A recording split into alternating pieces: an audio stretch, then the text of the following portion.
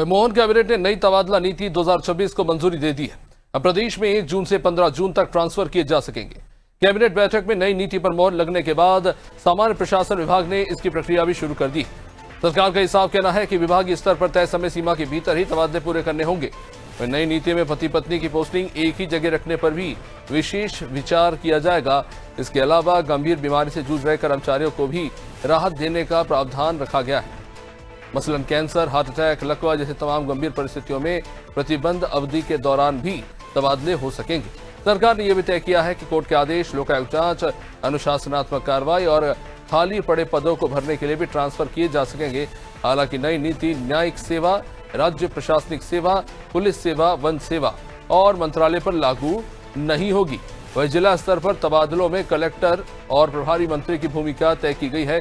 सरकार ने विभागों में कर्मचारियों की संख्या के हिसाब से ट्रांसफर की सीमा भी निर्धारित कर दिया। यानी इस बार तबादलों की प्रक्रिया पूरी तरह तय नियमों और सीमा के भीतर होने जा रहा है।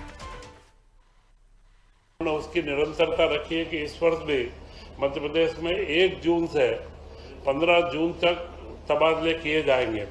पिछली नीति में और इस नीति में कोई बहुत मौलिक अंतर तारीख का है। पहले 1 माह था, अब की बार 1 से 15 जून तक का इसमें समय रखा है।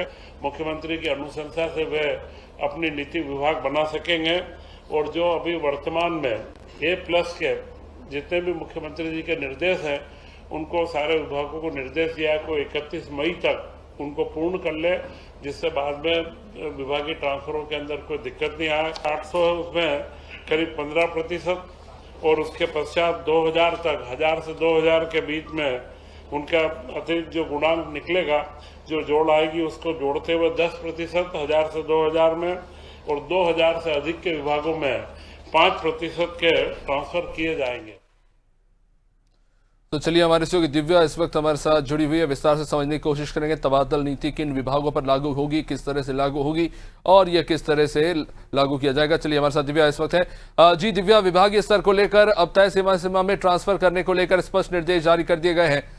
क्या कुछ जानकारी इस विषय में, किन विभागों पर ट्रांसफर नीति लागू होगी, किस तिथि से किस तिथि के बीच में ट्रांसफर किए जाएंगे? देखिए अभिषेक, जहां कर्मचारियों को लगातार इंतजार था कि तबादला नीति जल्द से जल्द जारी हो ताकि तबादले हो सके और लंबे समय से लटक रही इस तबादला नीति को आज कैबिनेट की बैठक में प्रस्तावित किया गया था, जहां पारित कर दिया गया है। और इसमें जो अगर बात करें किन किन विभागों को दूर रखा गया है, तो इसमें जो मंत्रालय है, पुलिस है, राजस्व है और लोकायुक्त, तो तमाम ऐसे विभाग इनको अलग रखा गया है। इन पे ये तबादला नीति लागू नहीं होगी। और सबसे पहले इसमें जो खास बात रहेगी उसमें यह है कि ऑनलाइन जो कर्मचारी अपना तबादला कराना चाहते हैं, तबादला होना है जिनका, उनको सबको ऑनलाइन इसमें आवेदन देना होगा। बिना ऑनलाइन आवेदन के ये तबादला नीति नहीं होगी। फोन पर तबादलों पे रोक लगाने के लिए ये तरीका अपनाया गया है पहली बार।